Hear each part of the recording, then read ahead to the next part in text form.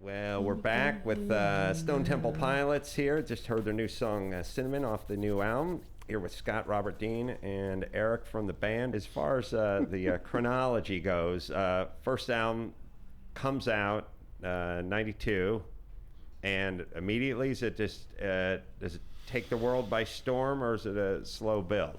You know, alternative radio stations didn't play that much hard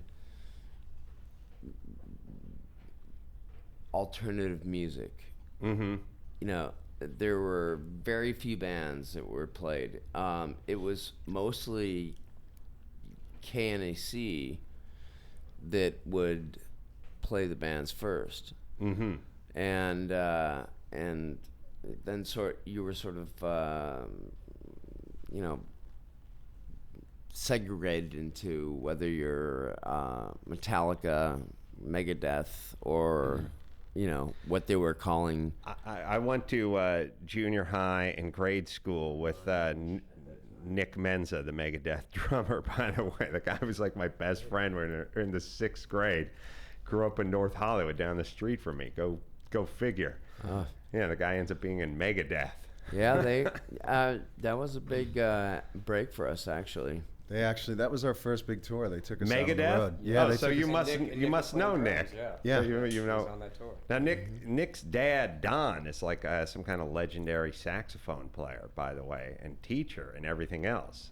You know, do you aware of that? Like, comes from this weird long line of musicians. Don Menza. Yeah, didn't know it. So Megadeth took you guys out for your first our tour? first tour, we were driving around in a rented RV. Right. We figured it out that it was only $500 more a week to have an RV as opposed to a van. Yeah. So why not live a little? Yeah. So we slept in the RV. Can't shit in a van either. Oh, you really? Because I've shit in a decorative popcorn tin, so don't tell me you can't shit in a van. I can shit in a van. You also can't make those that would be a nice upgrade tuna fish sandwiches. Yeah. So you made. But then when you go ahead. Sorry. On my birthday. It was interesting. At this stage, I thought our career was done because it was an exciting time in the respect everything was new to us. We had the ability to go into a real studio with the great Brendan O'Brien, and we were making a video with this really wonderful director. Who wasn't the great Brendan O'Brien yet? Yeah, so everything was really new and exciting. And I remember our manager at the time called us all and said, okay, your video for our first single, Sex Type Thing, is going to air tonight at 12:01.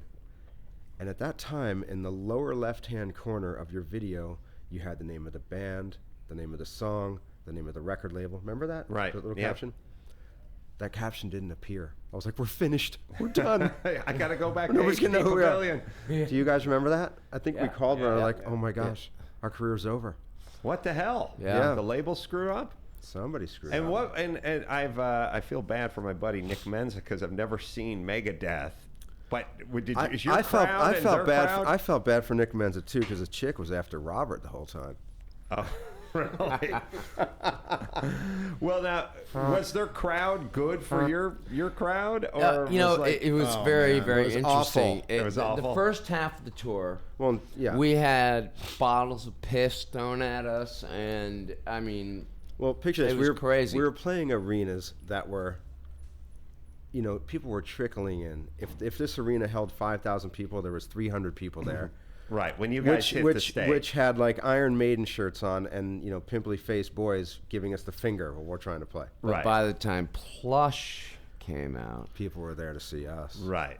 It changed. Right, that had to feel nice. I remember that time Dave came into our bus. For our first actual tour bus, which had the Rolling Stones lips on the top of the bus. The roof, yeah. The Calypso. And lock 'em up Louie, our driver. It's got to be nice, though. I mean, even if you got along with the band that sort of, let you go out with them, so to speak, first time around, then when the next album comes out and you guys are massive, it's got to be nice to revisit that band knowing that you've sort of Definitely. taken Yeah, a few I mean, steps up. we actually had a very successful tour that summer that we put together before we made our second album, and that was us, the Butthole Surfers. That was the Barbecue Mitzvah tour. Yep. Robert came up with the name, a genius name. Butthole Surfers and who else? Just for fun. Flaming Lips. Oh, yeah. Yeah, and Flaming Lips Basshead. still around. And I don't know if the Butthole Surfers are still around. I think they're around. Actually, I know they're around because I have to go do an Somewhere. interview with them. They're getting back together and going back. They're going to open for you guys. Should we hear the next song?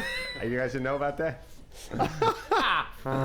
Next song off the much anticipated new album, out May 25th, by the way, from Stone Temple Pilots. This one's called Huckleberry Crumble.